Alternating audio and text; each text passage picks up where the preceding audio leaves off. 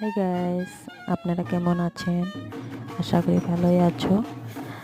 এটা বিয়েটা হলো আমার ক্যাপশনে যে গিয়ে দেখবে একটা আমি ভিডিও ছেড়েছি।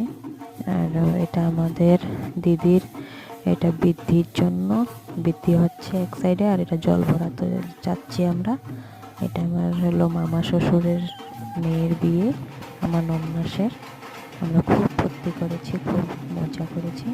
দেখে